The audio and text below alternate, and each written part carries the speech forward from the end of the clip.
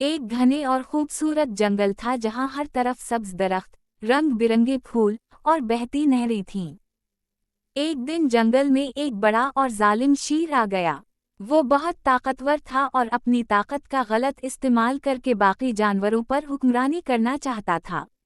जंगल के तमाम जानवर इससे खौफजदा हो गए और फिर अगले दिन ऐलान किया कि अब जंगल में इसकी हुक्मरानी होगी। हर जानवर रोजाना मेरे लिए खाने का इंतजाम करेगा, वरना मैं खुद शिकार के लिए निकलूंगा और सबको खत्म कर दूंगा। जंगल के तमाम जानवर इकट्ठे हुए और इस मसले पर बात करने लगे। हिरन ने कहा, अगर हमने शेर की बात ना मानी तो वो हमें खा जाएगा।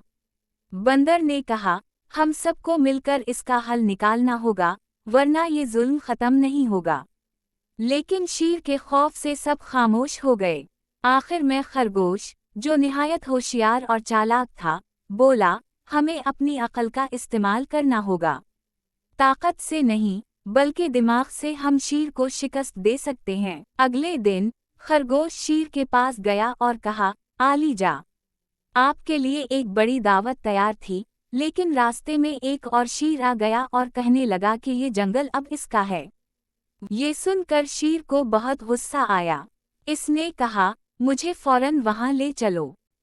खरगोश चालाकी से शेर को एक गहरी झील की तरफ ले गया। खरगोश ने शेर को झील के किनारे खड़ा किया और कहा, वो दूसरा शेर झील के अंदर छुपा हुआ है और आपके सामने आने की हिम्मत नहीं कर रहा। शेर ने जैसे ही झील में झांका, उसे अपनी परछाई नजर आई। इसकी परछाई पानी में बड़ी और खौफनाक लग रही थी।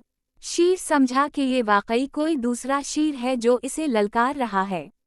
गुस्से में आकर शेर ने झील में छलांग लगा दी ताकि अपने दुश्मन को खत्म करे, लेकिन झील बहुत गहरी थी और शेर तैराकी में माहिर नहीं था। वो पानी के भंवर में फंस गया और हलाक हो गया। शेर के मरने के बाद जंगल के तमाम जानवर खुश हो गए। खरगोश की चालाकी और बहादुरी की वजह से जंगल दोबारा अमन का गहवारा बन गया। सब जानवर खरगोश के पास गए और उसका शुक्रिया अदा किया। हिरन बोला, खरगोश, तुम निहायत बहादुर और अक्लमंद हो। तुमने हमें जुल्म से निजात दिलाई है। हाथी ने कहा, अब से तुम हमारे रहनुमा हो।